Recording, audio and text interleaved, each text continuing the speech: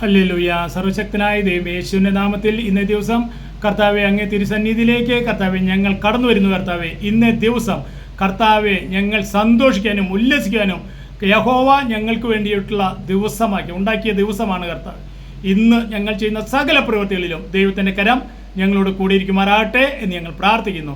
ഇന്നത്തെ ദൈവവചന ചിന്തയ്ക്കായി തെരഞ്ഞെടുത്തിരിക്കുന്നത് ലൂക്കോസ് 24 അധ്യായം 13, 14, 15. അന്നു തന്നെ അവരിൽ 2 പേർ ജെറുസലേമിൽ നിന്ന് 7 നാഴിക ദൂരമുള്ള എമാവൂസ് എന്ന ഗ്രാമത്തിലേക്ക് പോകയാൽ ഈ സംഭവിച്ചതിനെ കുറിച്ചൊക്കെയും തമ്മിൽ സംസാരിച്ചും തർക്കിച്ചും കൊണ്ടിരിക്കുമ്പോൾ യേശു താനും അടുത്തു ചെന്ന് അവരോട് ചേർന്ന് നടന്നു. ഹല്ലേലൂയ. നമുക്കറിയാം 2 പേര് ജെറുസലേമിൽ നിന്ന് എമാവൂസിലേക്ക്, തങ്ങളുടെ സ്വന്തം ദേശത്തിലേക്ക്, തങ്ങളുടെ വീട്ടിലേക്ക് അവർ മടങ്ങിപ്പോരുക. ഹല്ലേലൂയ. അവർ എന്താണ് തർക്കിച്ചുകൊണ്ടിരിക്കുന്നത്? യേശു ഹല്ലേലൂയ വീണ്ടും വരും, ഹല്ലേലൂയ അവരെ രക്ഷിക്കും എന്നെല്ലാം വിചാരിച്ച് ഒരാൾ അങ്ങനെ വിചാരിച്ചു. മറ്റാൾ വിചാരിച്ചു യേശു മരിച്ച് 3 ദിവസം കഴിഞ്ഞു, ഇതുവരെ ഉയർത്തെഴുന്നിട്ടില്ല എന്ന് പറഞ്ഞ് മറുഭാഗവും. ഇത് രണ്ടും പറഞ്ഞ് ഹല്ലേലൂയ ഇവർ തമ്മിൽ തർക്കിച്ചു കൊണ്ടിരിക്കുമ്പോൾ ഹല്ലേലൂയ യേശു അവരോട് കൂടെ നടന്നു. എന്തിനാ താനും ചേർന്ന് കൂടെ നടന്നത്? ഹല്ലേലൂയ തർക്കിച്ചു കൊണ്ടിരിക്കുമ്പോൾ ഹല്ലേലൂയ ഒരു ഭിന്നത, ഒരു വ്യത്യസ്ത അഭിപ്രായം ഉണ്ടാകുമ്പോൾ ഇതിന് തക്കം നോക്കി നിൽക്കുന്നൊരു ശത്രു ഉണ്ട്, പിശാച്. ഹല്ലേലൂയ ആ പിശാച് അവരുടെ ഇടയിൽ കയറാതിരിക്കത്തക്കവണ്ണം കർത്താവ് യേശു ചേർന്ന് നടന്നു. ഹല്ലേലൂയ ചേർന്ന് പലപ്പോഴും ഹല്ലേലൂയ നമ്മുടെ ജീവിതത്തിലും പിശാചിനെ നമ്മൾ ഒരിക്കലും ഇടം കൊടുക്കരുത്. ഹല്ലേലൂയ വ്യക്തമായി പറയുക, നമ്മൾക്ക് കോപം വന്നാൽ സൂര്യൻ അസ്തമിക്കുന്നതിന് മുൻപേ തന്നെ നമ്മളത് രമ്യപ്പെടണം.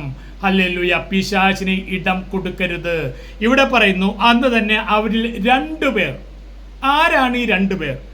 ഒന്ന് അതിൽ 17 അധ്യായത്തിൽ പറയുന്നുണ്ട്, ക്ലയോപ്പാവ് എന്നു പേരുള്ളവൻ. അപ്പോൾ ഒരാളെ നമുക്ക് പിടികിട്ടി, ക്ലയോപ്പാവ്. രണ്ടാമത്തെ വ്യക്തി ആരാണ്? ഇവിടെ 2 പേരെന്ന് മാത്രമേ പറഞ്ഞിട്ടുള്ളൂ. രണ്ടാമത്തെ വ്യക്തി ആരാണെന്ന് അറിയണമെങ്കിൽ അത് ക്ലയോപ്പാവിൻ്റെ ഭാര്യയായ മറിയമാണ്. അതെവിടെയാണ് പറയുന്നത്? യോഹന്നാൻ 19 അധ്യായം 25.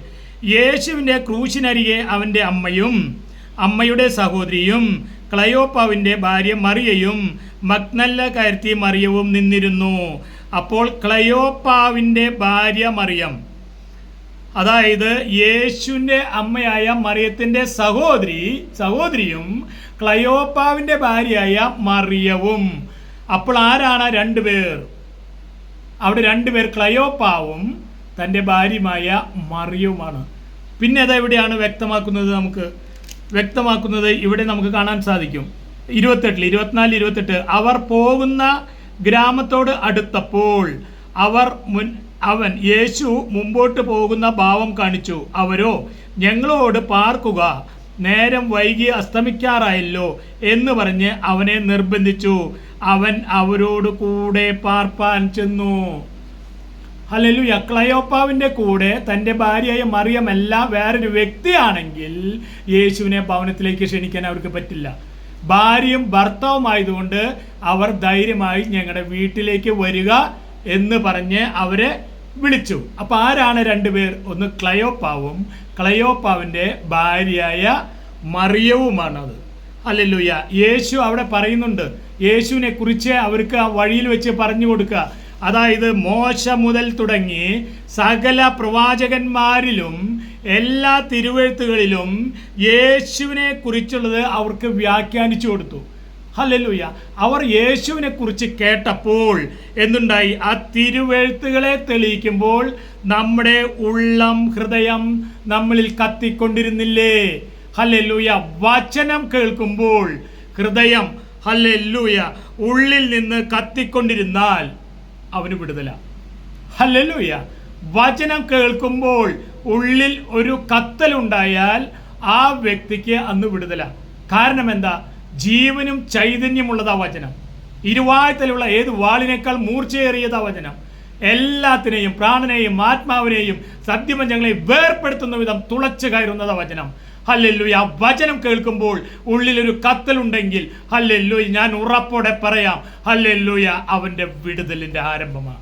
ഹല്ലേലൂയ. കത്തിക്കൊണ്ടിരുന്നില്ലയോ? ഹല്ലേലൂയ.